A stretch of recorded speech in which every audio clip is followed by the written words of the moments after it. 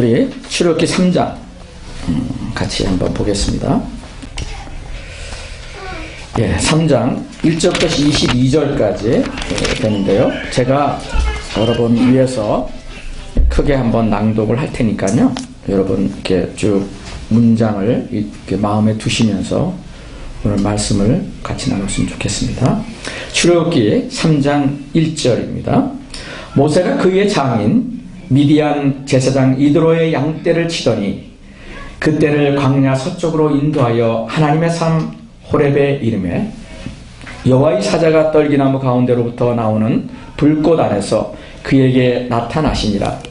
그가 보니 떨기나무에 불이 붙었으나 그 떨기나무가 사라지지 아니하는지라. 이에 모세가 이르되 내가 돌이켜 가서 이 큰 광경을 보리라. 떨기나무가 어찌하여 타지 아니하는고 하니 그때 여호와께서 그가 보려고 돌이켜 오신 것을 보신지라. 하나님이 떨기나무 가운데서 그를 불러 이르시되 모세야 모세야 하시매 그가 이르되 내가 여기 있나이다. 하나님이 이르시되 이리로 가까이 오지 말라. 내가 선 곳은 거룩한 땅이니 내 발에서 신을 벗으라. 또 이르시되 나는 내 조상의 하나님이니 아브라함의 하나님 이삭의 하나님 야곱의 하나님이니라. 모세가 하나님 배웠기를 두려워하여 얼굴을 가리매 여호와께서 이르시되 내가 애굽에 있는 내 백성의 고통을 분명히 보고 그들이 그들의 감독자로 말미암아 부르짖음을 듣고 그 근심을 알고 내가 내려가서 그들을 애굽인의 손에서 건져내고 그들을 그 땅에서 인도하여 아름답고 광대한 땅 젖과 꿀이 흐르는 땅 곧 가나안 족속 헷 족속 아모리 족속 브리스 족속 히위 족속 여부스 족속의 지방에 데려가려 하노라. 이제 가라. 이스라엘 자손의 부르짖음이 내게 달하오. 애굽 사람이 그들을 괴롭히는 학도도 내가 보았으니 이제 내가 너로 바로에게 보내어 너에게 내 백성 이스라엘 자손을 애굽에서 인도하여 내게 하리라. 모세가 하나님께 아뢰되 내가 누구이기에 바로에게 가며 이스라엘 자손을 애굽에서 인도하여 내리이까. 하나님이 이르시되 내가 반드시 너와 함께 있으리라. 내가 그 백성을 애굽에서 인도하여 낸 후에 너희가 이 산에서 하나님을 섬기리니 이것이 내가 너를 보낸 증거니라. 모세가 하나님께 이르되 내가 이스라엘 자손에게 거기 가서 이르기를 너희의 조상의 하나님이 나를 너희에게 보내셨다 하면 그들이 내게 묻기를 그의 이름이 무엇이냐 하리니 내가 무엇이라고 그들에게 말하리이까. 하나님이 모세에게 이르시되 나는 스스로 있는 자니라. 또 이르시되 너는 이스라엘 자손에게 이같이 이르기를 스스로 있는 자가 나를 너희에게 보내셨다 하라. 하나님이 또 모세에게 이르시되 너는 이스라엘 자손에게 이같이 이르기를 너희 조상의 하나님 여호와 곧 아브라함의 하나님 이삭의 하나님 야곱의 하나님께서 나를 너희에게 보내셨다 하라. 이는 나의 영원한 이름이요 대대로 기억할 나의 칭언이라. 너는 가서 이스라엘의 장로들을 모으고 그들에게 이르기를 여호와 너의 조상의 하나님 곧 아브라함과 이삭과 야곱의 하나님이 내게 나타나 이르시되 내가 너희를 돌봐 너희가 애굽에서 당한 일을 확실히 보았노라.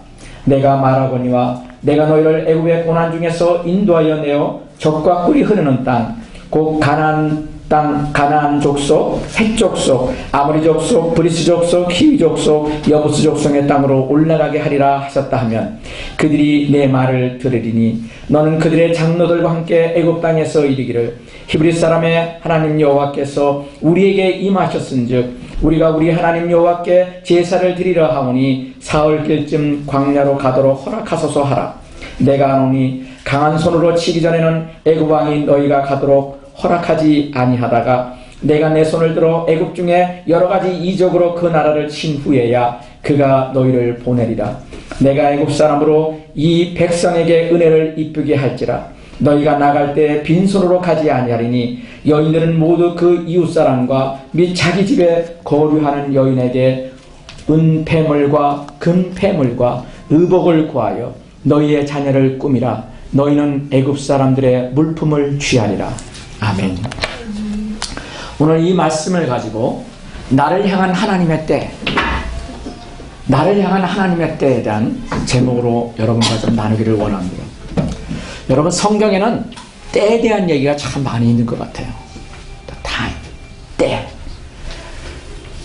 내가 현재 어려움의 순간, 내가 지금 고난의 순간, 내가 지금 환난의 순간, 건강이나 비즈니스나 어떤 형태로든지 내가 하나님을 만나지 못해서 정말 힘들어하는 그런 마음이 있다 할지라도, 아무리 시간이 가도 해결되지 않는 어떤 문제라 할지라도 하나님이 그 문제를 풀어주시는 때가 있다는 것입니다. 그리고 나를 하나님이 부르시는 그때, 평범하게 살았던 인생이지만 평범하게 사는 삶이 아니라 평범하게 보일지라도 평범하지 않는 하나님의 손에 붙들리는 삶의 그런 인도함을 받는 그런 때가 있다는 것입니다. 그 때가 여러분도 마찬가지고 저도 마찬가지고 아직 그 때를 경험하지 못한 분들이 여기 많이 있을 수 있습니다. 나이와 상관없습니다. 학문과 상관없고요, 빈부의 차이와 상관이 없습니다. 여러분은 그 때가 어느 때인지를 소원하고 계십니까? 사실상 그런 갈망함이 없다면요, 그런 때는 내가 와도 그것이 온지도 몰라요. 금년 초에 여러분과 함께 나눈 얘기가 잠언 말씀으로 우리가 꿈이 없으면 망한다고 그랬습니다. 꿈이 없으면. 꿈이 없는 자는 여러분 망하는 것입니다. 하나님의 말씀이에요. 근데 여러분이 마치 제가 닭과 독수리 얘기를 하지 않았습니까? 매일 모이만 쪼면서 이 닭은요 하늘을 쳐다보고 살지 않아요. 그냥 그 땅에 있는 그 먹고 살기 위한 문제에서만 매어서 사는 그 인생. 여러분, 그런 인생을 우리도 살다가 죽을 수 있습니다. 그런데 하나님은 우리를 그렇게 살도록 부르시지 않으셨어요. 우리 현정이도 마찬가지고요, 우리 모두도 우리 그렇게 살도록 부르지 않으셨어요. 그래서 하나님은 그 때를 우리에게 주시는 겁니다. 근데 오늘 출애굽기 3장에 모세에게 주신 하나님의 때를 하나님이 어떻게 보이시는가를 우리에게 보이시면서 하나님이 이 성경책을 기록해 두셨어요. 그리고 너희도 마찬가지다. 너희도 하나님을 만나는, 하나님을 인격적으로 만나는 그때, 너희는 그때를 사모하라. 그때가 너를 위해서 준비될 것이다. 하나님 이렇게 그렇게 말씀하시는 것을 믿음의 눈으로 봅니다. 오늘 제가 이 본문 말씀을 나누기 전에요, 어제와 오늘 아침에 있었던 내용의 얘기를 좀 여러분과 나누기를 원합니다. 사실상 아침에 이런 얘기를 나누는 것이 그렇게 즐거운 얘기는 아닐 수 있지만, 저를 비롯해서 우리 모든 사람도 겪어야 되는, 언젠가는 겪어야 되는 내용이고, 그걸 통해서 하나님이 우리에게 무엇을 생각하게 하시고 무엇을 마음에 두게 하시는가를 우리 마음속에 두게 되는 생각이 들어서 여러분과 많으기를 원합니다. 오늘 아침에 제가 교회 일찍 와서 카톡을 열어보니까 제 친구 선교사한테서 아침에 쓰는 편지가 오늘 왔더라고요. 왔는데 제목이 상당히 제가 오늘 나누려고 하는 내용과 그대로 연관이 되더라고요. 오늘 그가 저한테 보낸 그 영성일기의 내용이 죽음에서 부활로라고 하는 제목으로 보낸 것이 있었습니다. 이 시대 최고의 지성인 이어령 전 장관의 간증을 들으면서 많은 것을 배우고 느낀 점이 많았습니다. 이어령 씨라고 여러분 아실 거예요. 이민아 씨라고 그 변호사, 검사까지 하던 그 딸이 미국에 와서 우리 살고 있는 이 LA에서 주님을 만난 이후에 그 아들을 일찍, 정말 눈에 넣어도 아깝지 않은 그 아들을 먼저 하늘나라로 보내면서 큰 아픔을 경험했죠. 그러면서 그가 남은 생에 그 변호사와 검사 이런 것들 다 내려놓고 하나님 앞에 헌신해서 목사가 되었습니다. 이민아 목사라고 책도 나왔습니다. 그리고 그가 청년들을 위해서 남은 인생을 드리겠다고 하다가 결국은 그가 병을 얻어서 하늘나라로 먼저 갔습니다. 그리고 그가 그냥 하늘나라로 간 것이 아니라 이민아 씨가 주님을 향한 그 사랑으로 그 아버지를 위해서 특별히 기도하면서 간 것이 열매를 얻어서 무신론자였던 그 이어령 장관이 우리 한국의 지성인이라고 얘기를 하는 그 사람이 문화부 장관까지 한국에 산 분이 딸이 죽고 난 다음에 예수님을 진짜 만난 겁니다. 예수님을 인격적으로 만난 겁니다. 그는 지식적으로는 너무나 많이 성경에 대해서 알고 있었어요. 글도 많이 썼습니다. 그러나 주님을 만나지 못한 거예요. 그 주님을 만난 이혜령 씨가 그 이후에 많은 간증과 또 책도 쓰면서 그런 것을 들었는데, 이분이 이런 기도를 한 것을 오늘 인용을 했더라고요. 용서하소서. 더는 걱정하지 마옵소서. 그냥 당신의 야윈 손을 잡고 내 몇 방울의 차가운 눈물을 뿌리게 하소서. 이분의 신앙 고백이 담긴 아름다운 시입니다. 그는 딸의 믿음과 죽음으로 예수를 깊게 만나고 믿음 생활을 시작하게 되었었습니다. 그의 나이가 지금 87세인데 암으로 투병하고 있습니다. 치료를 받지 아니하고 그 시간에 자신의 마지막 인생의 사명을 감당하기 위해 글을 쓰고 간증을 하면서 그가 깨달은 진리를 나누고 있습니다. 특별히 그가 쓴 책 지성에서 영성으로라고 하는 책에서 예수님의 옷자락을 끝만이라도 잡고 싶다는 고백을 하고 있습니다. 예수 믿는 것은 고난과 핍박의 길을 가는 것이며 죽는 것이라고 말합니다.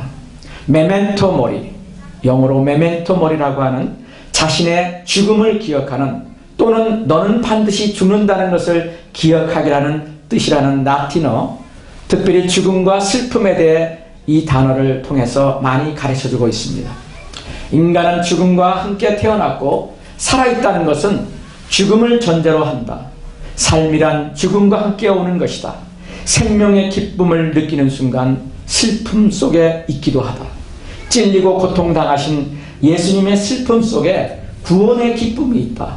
죽음 속에서 생명을 발견한다. 현대인들이 죽음을 남의 일로 생각하며 살고 있는 것이다. 죽음이 인간을 겸손하게 만든다. 죽음 속에서 소중한 기쁨을 발견한다. 그는 이렇게 고백합니다. 지금 내가 할 일이 있다는 것 때문에 아무도 두려워하지 않습니다. 그리고 죽음을 초월할 만큼의 사랑하는 사람 예수 그리스도가 바로 내 곁에 있기 때문입니다. 내가 마지막으로 할 일은 남들이 놓친 부분을 공감하고 가까이 계신 예수님의 숨소리를 듣게 하는 것과 죽음이 무엇인지를 바라보게 하는 것이 자기의 마지막 과제라고 그는 거침없이 말하고 있습니다. 구체적으로 내면의 변화, 용서할 줄 아는 삶, 겸손할 줄 아는 마음을 그는 특별히 꼽고 있습니다. 기복신앙과 성공신학으로 타락한 한국교회에 신선한 십자가 복음과 영생을 말씀해 주셔서 저는 너무나 기뻤습니다. 헛되고 헛된 것을 쫓아가고 물질의 만몬주의에 빠진 많은 그리스도인들에게 고난과 슬픔 속에 기쁨이 있고 죽음 속에 생명이 있다는 진리를 다시금 일깨워주고 있기 때문입니다.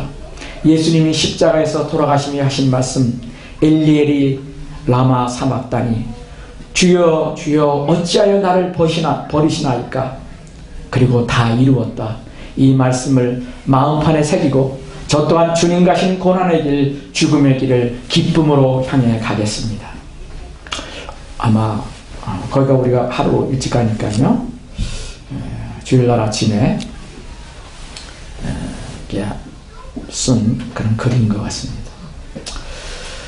저도 어저께 아침에 여러분 우리 교회도 방문하셔서 우리 교단, 침례교단 목사님이셨고, 제가 선교사일 때 저를 많이 물질적으로 후원해 주시고 기도해 주셨던 한 목사님 사모님이 65세 나이신데 비교적 일찍 하늘나라로 갑자기 가셨어요.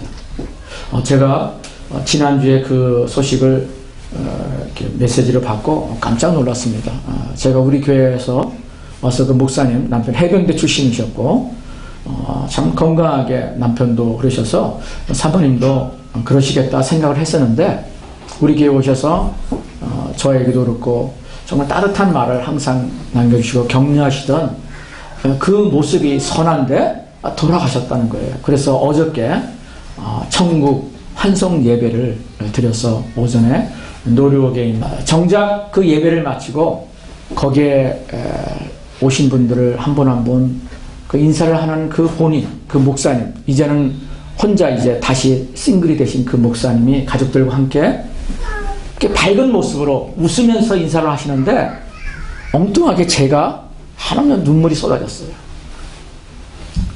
그분이 돌아가셨다는 것 때문에 눈물이 쏟아진 것도 물론 있었겠지만 제가 그 순간 제 마음에 적시는 순간들이 있었습니다. 왜냐하면 그분의 그 사랑의 모습, 돌아가신 그 김남옥 사모님이라고 하는 그분의 생전에 사람들을 꼼꼼하게 섬기셨던 그 모습이 생각이 나는 거예요. 그림을 좋아하셨던 분이, 그림을 전공하셨는지는 제가 잘 모르겠는데 수시로 그렸던 그 그림을 전시회를 해서 가든그로브에서 전시를 해서 그 사람들에게 그 그림을 판 그 금액을 3일 동안 한 거를 마지막 날 저를 한번 꼭 오라고 얘기하셔서 갔더니 그 돈을 그 목사님과 그 사모님이 선교 헌금으로 그렇게 후원을 해주셨던 그런 분들이었습니다. 기도는 말할 것도 없고요. 근데 그분은요 정말 수수하게 사셨어요. 자기는 검소하게 사시면서도 다른 사람들을 위해서는 아끼지 않은, 정말 드리는 섬김의 삶을 살았던 그 사모님이 그냥 이렇게 마음에 와닿는 거예요. 그래서 밖에 나올 때까지 혼자 차 안에서까지 그렇게 마음을 잠시 적셨습니다. 그러면서 생각나는 그 구절이 하나 있었어요. 사도행전 9장에 보면은 베드로가 욥바라고 하는 곳에 가서 도르가라고 하는 한 여인을 죽은 자를 살리는 놀라운 예가, 예수님이 그렇게 살리셨고 죽은 자를 살렸던 그 기적을 예수님의 저자였던 베드로가 그 욥바에 있던 그 도르가라고 하는 한 여인을 부활시키는, 다시 살리는 그런 얘기가 기억되는 거예요. 근데 그 도르가라고 하는 여인은 혼자 있는 여인이었지만 그 주변에 많은 사람들에게 선행과 정말 부재를, 그렇게 착한 일을 그렇게 많이 했던가 봐요. 그래서 그가 죽었음에도 불구하고 사람들이 그를 도저히 땅속에 묻을 수가 없었어요. 그래서 다른 지방에 있는 그 베드로가 정말 사람을, 지금 예수님이 살아셔 그랬던 것처럼 많은 사람들의 병을 고치고 있다는 소식을 듣고 이분을 데려다가 비록 죽었지만 예수님이 누구예요? 세 사람의 삶을, 죽은 자를 살리셨잖아요. 야이로의 딸, 회당장 야이로의 딸을 죽었지만 살리셨고, 또 누굽니까? 친구 나사로를 살리셨던 그 예수님이 생각났던 거예요. 그리고 그 예수님의 기름 부심을 받아서 같은 일을 하고 있는 베드로를 불러다가 기도하면은 우리를 그렇게 사랑했던 이 도르가를 살릴 수 있을 것이라고 하는 믿음이 그들에게 있었던 것이죠. 그래서 그 도르가를 데려다가 우리가 다비다라고 얘기도 합니다. 그 여인을 살리기 위해서 베드로를 모셔다가 기도했더니 그 베드로가 기도했더니 살아난 거예요. 죽은 자가 부활한 겁니다. 근데 제가 기독교의 그 어떤 원리를 제가 말씀드리는 것보다도 결국 사람들에게 여러분 남는 것은 뭐예요? 사랑이구나. 기억되기를 원하는 마음이 생기더라고요. 여러분도 마찬가지예요. 여러분, 내 아들이, 내 딸이 나를 어떻게 기억되기를 원하세요? 여러분, 우리는 언젠가는 죽습니다. 우리는 언젠가는 죽어요. 이어령 전 장관의 우리 이영자는 형제죠. 믿음의 형제로서 87세의 나이에 암으로 투병해서 아마 키모테라피 이런 현대의학의 치료를 안 받기로 거부한 모양이야. 그냥 자연적으로 내가 하나님 부르면 가겠다. 그리고 그 암을 자기가 안고 남은 생애를 준비하며 가겠다는 거예요. 여러분, 자기의 삶은요 죽음을 두렵지 않는 것이 이 그리스도 안에서 굉장히 주는 기쁨인 것 같아요. 그래서 어저께 제가 장로식을 가는데 그 목사님과 주례하는 모든 분들이요 다 하는 얘기가, 주례가 아니죠, 그거는 뭐죠, 그 인도하는 분이 한결같이 얘기하는 것이 우리 슬퍼하지 말자, 우리 감사하자는 거예요. 공훈이 되신 그분이 가신 그것을 우리가 축복하고 우리도 그 믿음을 본받아서 주님을 찬양하며 주님을 예비하며 하나님을 믿는 신앙 가운데 우리가 견고히 따라가자. 그리고 우리를 준비하자. 우리도 죽음을 준비하자. 이런 말이 어제 천국 한성 예배에서의 그런 모든 분위기였어요. 그러나 예수님을 믿지 않는 사람들은요, 정말 슬픈 거예요. 예수님을 믿지 않으면 어떻게 해요? 여러분 다 지옥에 가기 때문에 그것은 정말 슬픈 일이에요. 아무리 돈이 많고 아무리 이 땅에서 성공했다 하더라도 여러분 죽으면 지옥 가는 겁니다. 이것은 제 얘기가 아니라 성경에 있는 기록이에요. 여러분은 무엇을 선택하겠어요? 제가 오늘 이 말씀을 준비하면서 여러분과 첫 번째 나누고 싶었던 얘기. 그래서 여러분, 제가 여러분에게 오늘 나누고자 하는 얘기는 주님을 진실로 만나야 된다는 겁니다. 주님을 진실로 만나야 된다는 거예요. 오늘 이 본문의 내용을 보면은 모세 얘기가 나옵니다. 모세가 하나님을 만난 얘기가 나와요. 가시떨기에서, 여러분 가시떨기라고 하는 것은 그 중동 지방에, 특별히 이 이스라엘 지방에 그냥 아주 흔하디 흔한 나무 중에, 이 가시나무 중에 한 종류인데 아주 흔한 나무 중에 하나예요. 하나님은 흔한 우리가 보기에 일상적인 것 속에 하나님의 임재가 있다는 거예요. 공원에서 흔들리는 그 나무 속에서, 그 푸른 하늘 뜬구름 같은 모습 속에서, 공원에서 흘러가는 그 시냇물의 그 작은 물소리 가운데서, 여러분이 부엌에서 설거지를 하는 그 순간에 하나님의 그 임재를 여러분이 경험할 수 있다는 거예요. 드라이브를 하는 때도 하나님이 여러분을 만나줄 수 있어요. 내가 책을 읽고 도저히 이해가 안 되는 그 책과 실험하고 있는 그 순간에도 하나님, 나는 아무것도 할 수 없습니다. 나는 공부에 소질이 없나 봐요. 나는 짭에 소질이 없나 봐요. 내가 노력해도 할 수 없는 세상에 수많은 사람들이 있습니다. 여러분, 모세가 우리 지난주까지도 나눴잖아요. 모세가 누굽니까 여러분? 여러분, 모세는 자기가 원하지 않는 버림을 당했어요. 여러분, 여기에 부모로부터 버림당하신 분 계십니까? 모세는요, 원하지 않았지만, 사실 부모도 원하지 않았어요. 부모도 자식을 버리기를 원하지 않았어요. 자식이 부모가 원해서 버리는 부모도 간혹 있지만, 신문지상을 보면 간혹 있지만, 이 모세의 어머니 아버지는요, 신앙이 있는 사람들이었어요. 그런데 노예였어요. 애굽의 노예로. 그래서 자기 아들 이 모세를 살리고 싶었지만 90일 동안만, 석 달 동안만 그 아이를 키우다가 도저히 키울 수가 없어서 어디에요? 나일강에다가 갈대 상자를 만들어서 버렸어요.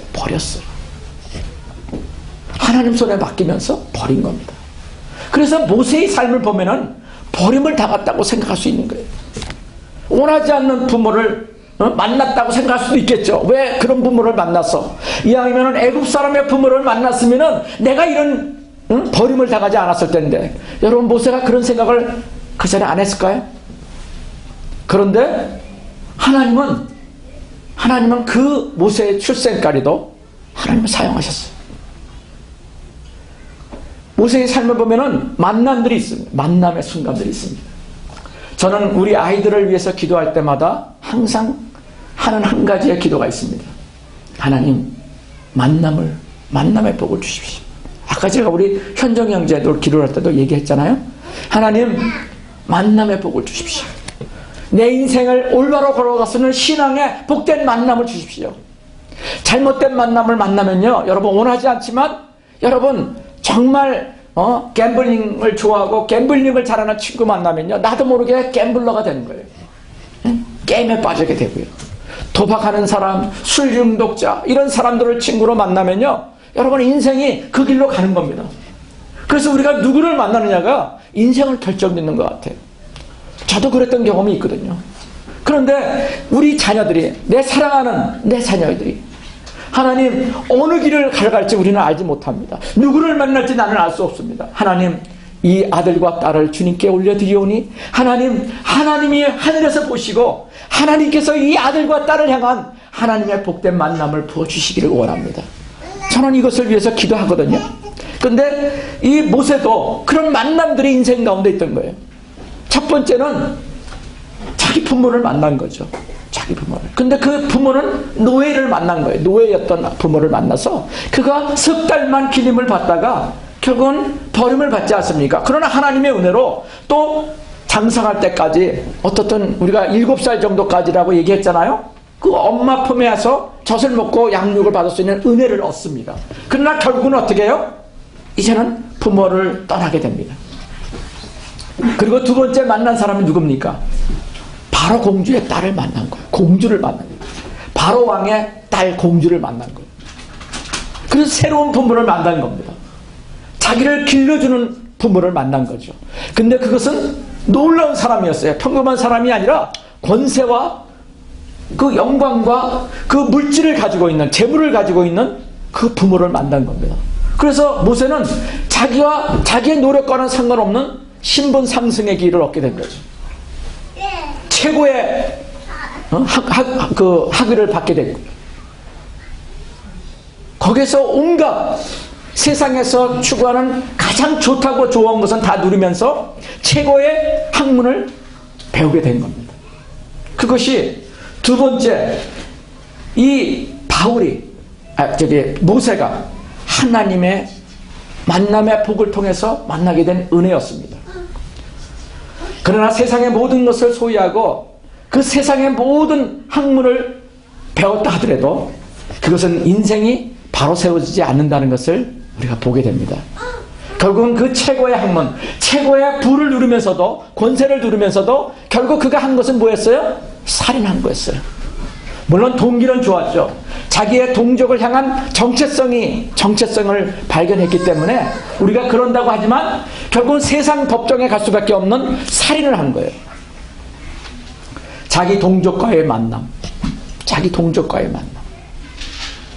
자기는 애굽인인 줄 알았는데 바로 공주의 딸이기 때문에 어떻게 보면 40살까지 바로 그 왕의 궁전에 살았을 때에는 아마 자기가 애굽인이라고 스스로 생각했을 걸 몰라요. 나는 시부의 부모로부터 내가 태어났다고 하지만 나는 애굽인이야. 스스로 그렇게 했는지 몰라요. 왜? 성공을 자기가 갖기 위해서는, 세상의 성공을 취하기 위해서는 자기의 정체성이 반드시 애굽인이어야 되거든요.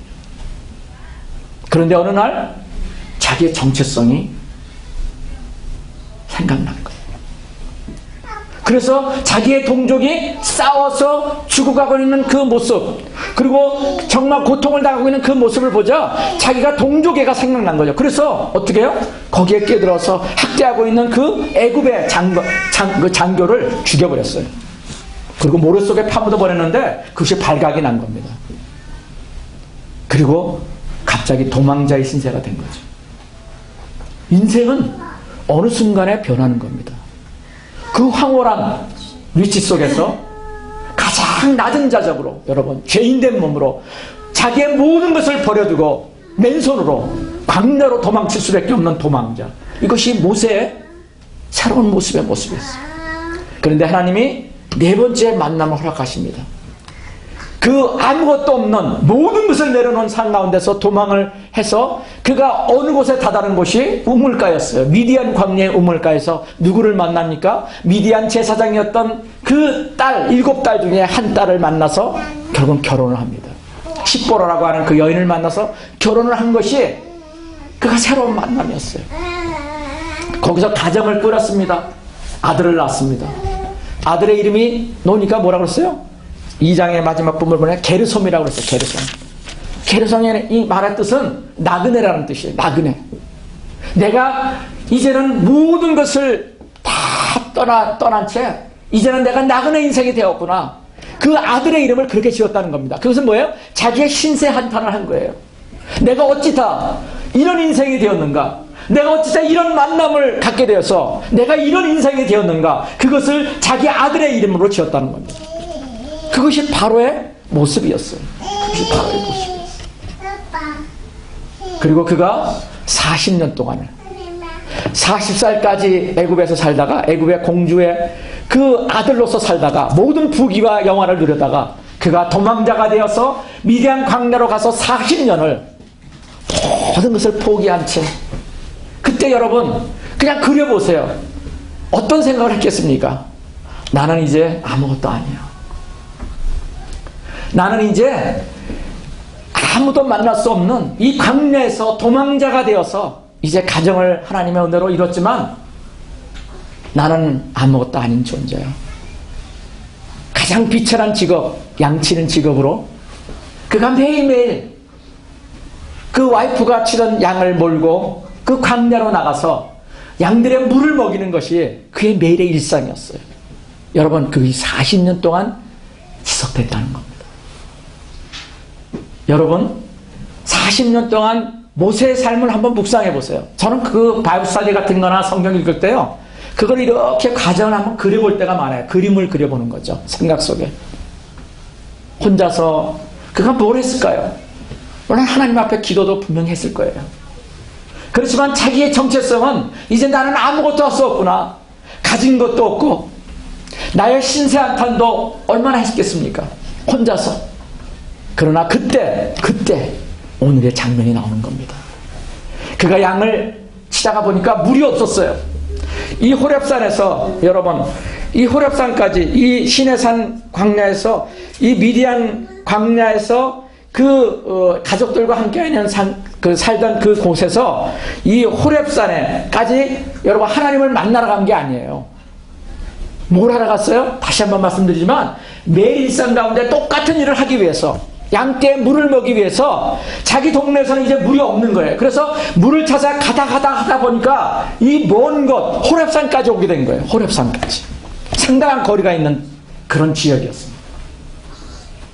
그런데 그 속에서 갑자기 불이 붙어있는 가시떨기를 본 겁니다. 가시떨기를. 근데 가만히 보니까 이게 타서 보통 불이 붙으면은 재가 돼서 형상이 없어져야 되는데 타지 않고 그대로 있는 거예요. 불만 붙어 있는 거예요. 그러니까 이상하다. 저게 뭐지? 하고 모세가 다가갔던 겁니다. 근데 거기서 하나님의 음성을 들은 거예요. 하나님의 음성을 들은 겁니다. 여러분, 저나 여러분이나 하나님을 만나는 데는 어떤 계기가 있는 것 같아요. 저는 도저히 제 사고방식으로는요, 하나님을 믿을 사람이 아니에요. 저도. 수많은 사람들도, 예수 믿는 사람들이 그런 간증을 하는데 저는 계산적이거든요. 뭔가 이게 틀에 맞지 않으면 안 믿는 그런 게 많이 있어요. 그런데 하나님을 만나는 그 시간이 있었습니다. 오늘 이 자리에 앉아있는 여러분들도 하나님을 만나는 그 시간이 있었을 거예요. 근데 이 모세는 모태신앙이었어요. 아까 말한 어머니 아버지가 하나님을 믿는 사람이었어요. 그리고 나중에 궁궐에서 40년 동안 있었지만 자기의 정체성은 애굽인이라고 생각했는데 어느 날 갑자기 생각이 난 겁니다. 나는 히브리인이야. 그래서 그 동족을 생각하게 됐다는 거 아니겠습니까? 그런데 그 동족을 생각한 것이 오히려 화가 되어서 어떻게 해요? 환난의 시작이 된 거예요. 고난의 시작이 된 거예요. 그래서 도망자가 돼서 아까 말씀대로 광야로 간 겁니다. 그런데 거기서 그 속에서 하나님의 음성을 듣고 하나님을 만나는 시간을 경험하게 됐다는 거죠. 우리가 이것을 하나님을 인격적으로 만나는 시간이라고 합니다. 초자연적으로 하나님을 만나는 사람도 있고요, 하나님을 꿈에서 만난 사람도 있고요. 저도 하나님이 꿈에서 나타나셨어요. 예수님이 이렇게 부르시더라고요. 뒤에는 막 밝은 커다란 태양이 있는데 거기서 예수님이 저를 부르시는 거예요. 그리고 그때 제가 은행원이었거든요. 누가 데려간 것이 아닌데 그 여의도에 있는 순부원교회를 혼자 버스를 타고 갔어요. 근데 놀랍게도 그때가 마침 독일에서 온 어느 목사님이, 지금도 기억합니다. 스피처 목사라고 하는 분이 청년 초청 부흥회를 하고 있던 마지막 날이었어요. 그 맨 뒤에서 그 소리를 듣는데, 그 설교를 듣는데 꼭 저보고 하는 얘기라고 들리는 거예요. 여러분, 이것이요 어떻게 우연이라고 할 수 있겠습니까? 그리고 거기서 혼자서 울면서 하나님 앞에 기도했어요. 하나님, 예수님 제가 믿기를 원합니다. 그리고 집으로 돌아왔다가 나중에 한 형제를 만났는데 그게 네비게이터 형제였거든요. 설렁탕 집에서 제가 여러 번 나눠줬습니까? 그러니까 자기도 누군가도 하나님을 만나는 시간이 있어요. 그 어떤 것은 자기만의 경험입니다. 그것은 누가 얘기해줘서가 믿을 수도, 그렇게 해서 믿는 사람도 있죠. 그것도 하나님의 더 큰 은혜가 될 수 있어요. 왜냐하면 보지 않고 믿는 자가 더 복되다고 예수님이 말씀하셨기 때문에, 얼마나 안 믿으면은 하나님이 다 보여주십니까? 들려주십니까? 그게 믿음이 좋은 거 아니에요, 그거는요. 어떻게 보면은. 그런데 어떻게든 하나님의 은혜로 말미암아 꿈속을 통해서든지 환상을 통해서든지 오늘 이 모세가 그랬던 것처럼 하나님의 인재를 그냥 대면에서 만나는 거죠. 성경에 나타난 하나님의 사람들을 보면요, 하나님을 만난 사람들 보면 한결같이 이런 시간들이 있었어요. 이런 시간들이 있었어요. 그것이 어떻게 해요? 인생의 터닝 포인트가 되는 거예요. 터닝 포인트가. 사도 바울, 신약의 사도 바울 얼마나 유명한 사람입니까? 신약 성경에 많은 부분을 쓴 그 사도 바울도 하나님을 믿는 사람이었지만 잘못된 종교 생활을 하고 있었어요. 그래서 예수 믿는 사람을 핍박하고 죽이려고 했던 사람이죠. 그런데 다마스커스라고 하는 그 도시를 예수 믿는 사람을 붙들러 가는 그 어떤 길가에서 하나님을 만난 겁니다. 이 모세와 같이. 사울아 사울아 어찌 네가 나를 핍박하느냐. 너무나 놀랐겠죠. 그 소리를 듣고 하나님의 임재를 경험한 거예요.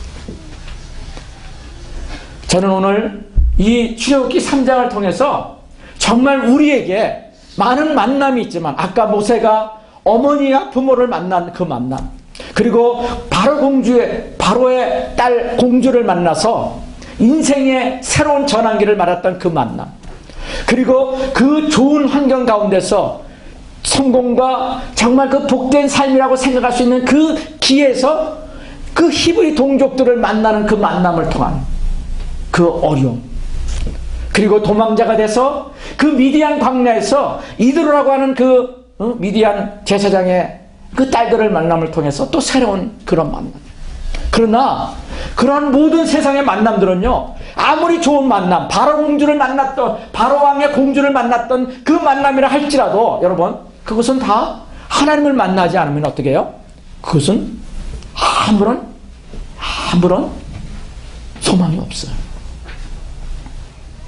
지금 우리가 만남도 여러분 누군가를 만나고 있어요. 정말 사랑스러운 남편, 사랑스러운 아내, 좋은 부모, 좋은 직장 동료, 좋은 친구 여러분 만날 수 있습니다. 또 어떤 면은 내가 원하지 않는 만남을 가질 수도 있어요. 어떻게 이런 사람을 만나서 내가 사기꾼을 만나가지고 사기를 당한 사람도 있다. 그런 사람 참 많지 않습니까? 그러나 그 만남을 내가 후회할 필요도 없고요. 좋은 만남이라고 해서 이제는 내 인생 폈구나 그렇게 생각할 수도 없어요. 왜? 그것이요? 별 차이가 없다는 거죠. 모세가 그것을 보여주는 거예요. 하나님이 이것을 우리에게 가르쳐주는 겁니다. 그런데 정말 내 인생을 변화시킬 수 있는 가장 중요한 만남은 하나님과의 인격적인 만남이라는 거예요. 이 자리에 혹시 하나님을 아직도 그렇게 만나지 못한 분 계십니까? 여러분 기도하셔야 돼요.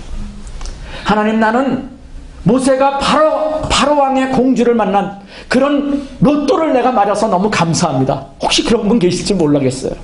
로또를 만나서 감사한 분도 계실 수 있어요. 그러나 그것이 여러분 성공과 복은 아닙니다. 로또를 만난 사람마다 얼마나 많이 99%가 다 망해버렸대요.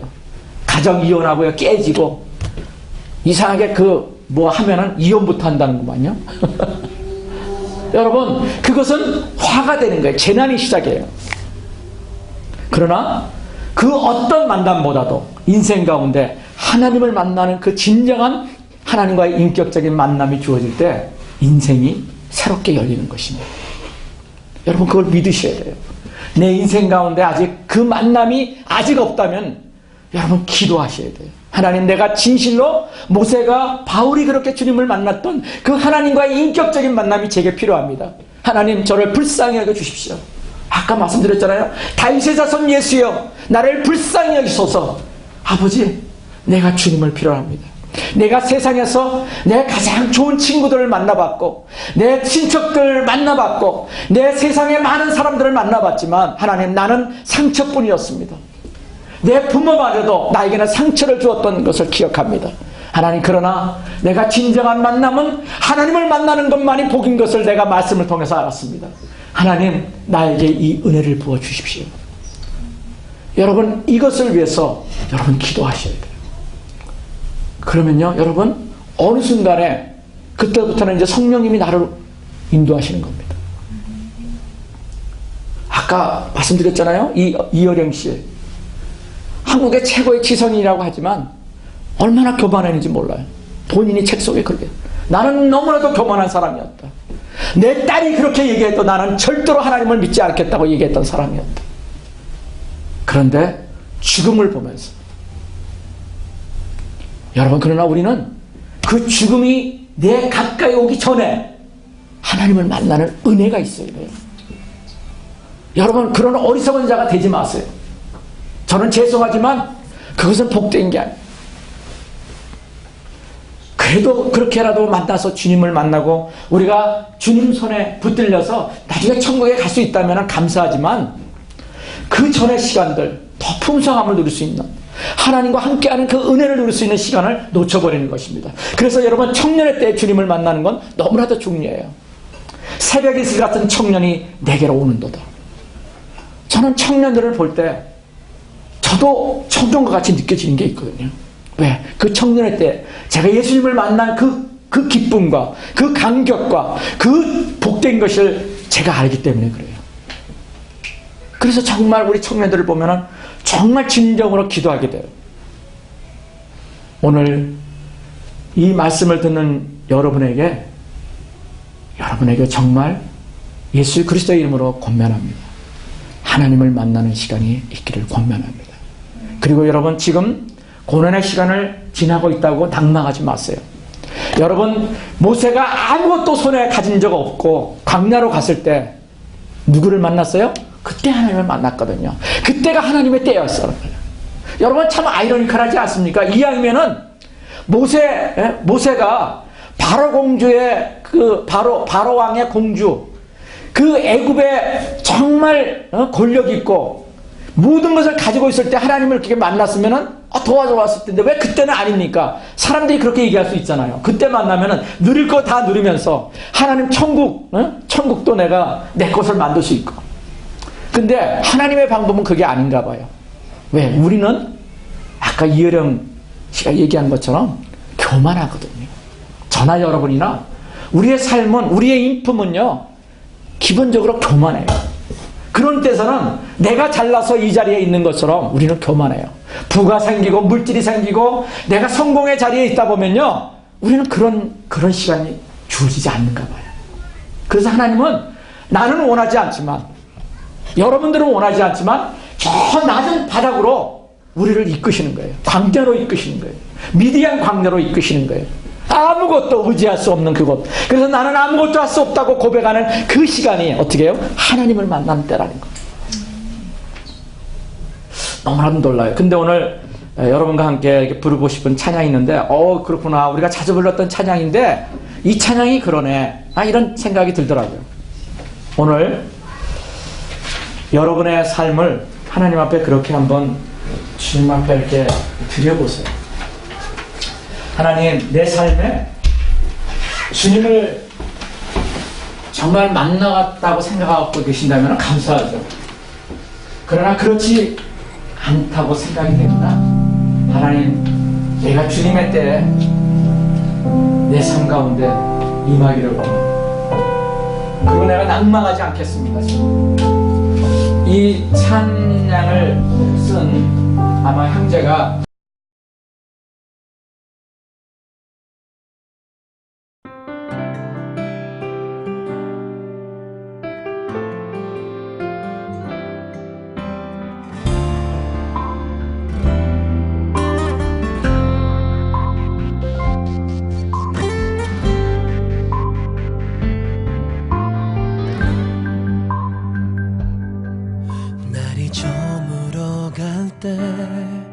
빈들에서 걸을 때 그때가 하나님의 때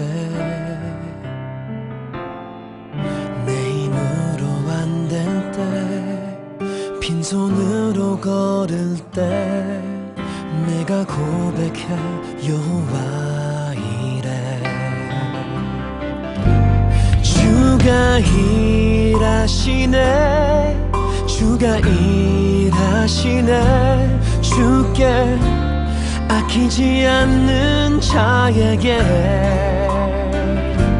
주가 일하시네 일하시네 주가 일하시네 신뢰하며 걷는 자에게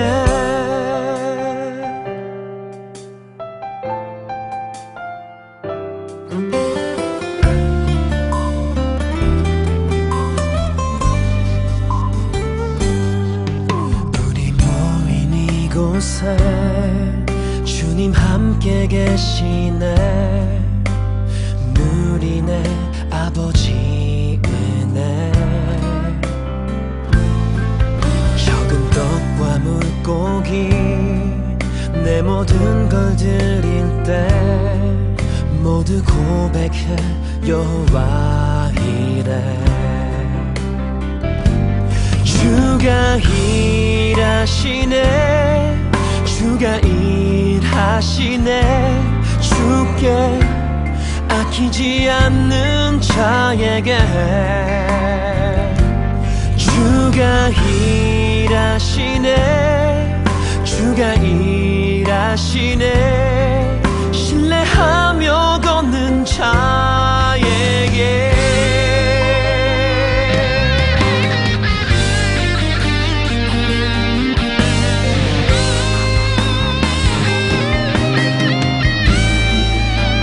주가 일하시네 주가 일하시네 주께 아끼지 않는 자에게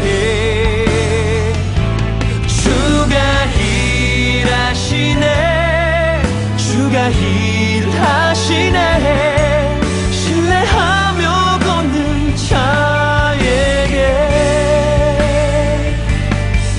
신뢰하며 걷는 자에게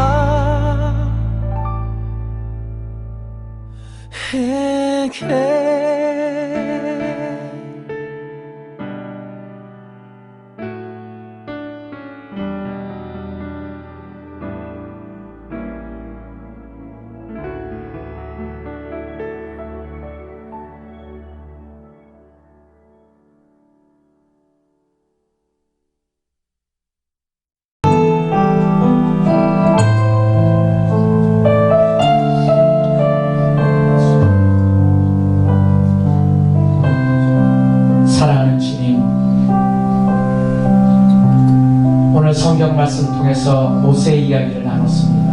모세 이야기를 들었습니다. 모세가 위대한 사람이라고 우리가 알고 있지만 그도 한갓 우리와 똑같은 사람이었다는 것을 기억합니다. 그가 예수님을 떨기나무 속에서 만나기 전까지 그는 자기의 형의를 따라서 살았던 인생이었습니다. 사람들이 보기에 가장 좋았던 그 40대까지의 나이가 세상의 모든 성공과 형통을 경험했던 그 환경조차도 그가 가장 나락에 떨어지는 인생으로 그런 것이었던 것을 오늘 보았습니다. 하나님, 내가 지금 빈들을 걷고 있는 시간이었습니다. 내가 소유가 없어서 내가 마음에 두려워하고 힘들어하는 것도 주님 아시죠. 그러나 주님을 진실로 주님을 만났을 때 모세가 그랬던 것처럼 하나님 앞에 새로운 소명에 새로운 주님의 부르심에 응답하는 시간이 되었던 것을 기억하게 하옵소서. 그래서 나도 주님 앞에 그렇게 응답되기를 원합니다. 그래서 주님, 내 생애 가운데 하나님이 새롭게 나를 빚으시는, 새롭게 나를 인도하시는 그 경험이 나의 삶 가운데 경험되기를 원합니다. 소원하며 하나님 앞에 기도하는 우리 귀한 예배자들 한 사람 한 사람 가운데 하나님 그렇게 응답하여 주시옵소서. 지금은 우리 주 예수 그리스도의 은혜와 우리를 향한 그 하나님 아버지의 그 말할 수 없는 그 크신 사랑하심과 성령님의 내주 역사 교통하심, 그리고 신선한 기름 부으심이 오늘 주님을 인격적으로 더욱 만나기를 사모하는 우리 귀한 예배자들 한 사람 한 사람 위해, 그리고 내 사랑하는 자녀들 위해, 그리고 이 믿음의 공동체 위해, 그리고 우리와 관계된 모든 그 만나는 사람들 위해 선교지에서 자기 모든 것을 드려 주님 앞에 나가는 선교사님들과 그 가정들, 그 사역들이 위해 지금으로도 영원까지 함께하옵시기를 우리 주 예수 그리스도의 이름으로 간절히 기도하옵나이다.